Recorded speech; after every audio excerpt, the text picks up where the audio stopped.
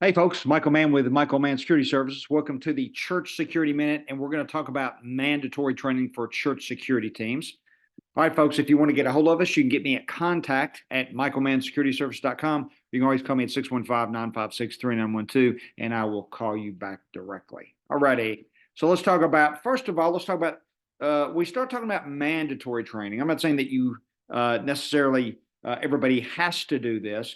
Probably a better title for this would be like suggested. The reason I've got mandatory on there, and we're going to cover that here in just a minute, is because, man, this is the essentials of physically protecting your church and what that looks like. Okay. So first of all, let's start off with some administrative stuff on training. So T&Q plan. Good idea to have a T&Q plan. So what's T&Q plan? That's a training and qualification plan. If you don't know, I spent a whole lot of time in government and government regulated security prior to getting into faith-based protection. And so I wrote physical security plans, training qualification plans for critical infrastructure. They had to be approved by, like organizations or government entities like the Nuclear Regulatory Commission, U.S. Department of Homeland Security, U.S. Department of Energy, et cetera. And so in those facilities, we had T&Q plans for guards, and it's an awesome idea. And here's how this can work with you guys. So as a church security leader, a T&Q plan for you documents required training and ministry member qualifications. That way, if you step down or you leave, the person that's in your succession plan or takes your place understands what has happened before and what was required of the team members. Plus, it sets a standard. So it's a standard for everybody that can live for a long time. And so you've always got some sort of a standard there. So like the T&Q plan would cover things like volunteer requirements, things like your background inquiries, church membership, service requirements, for the ministry. And then, of course, obviously it covers the required training. So this does not have to be a 65-page document. Man, this could be like 5 pages, like double spaced with a cover page, whatever. It doesn't have to be a lot, but it does document the expectations, and it provides a standard for the security ministry. And we don't see that a lot. It's a lot of people get their feelings hurt over this, but this is true, guys. In church security or faith-based security, there is no standard. Most states don't require the volunteers to do anything.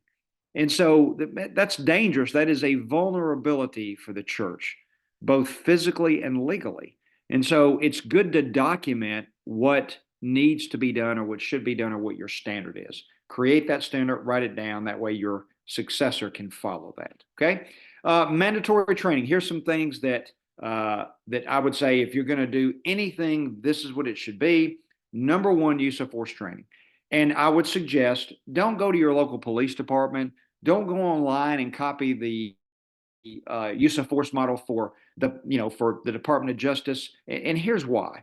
The law for use of force is going to be different than it is for a law enforcement officer. I wouldn't even ask the police to step in to help for this. Somebody needs to go in and research what the requirements are with the law for the use of force to include detainment, and then physical and use of physical and both mechanical restraints for use of force, and includes those topics.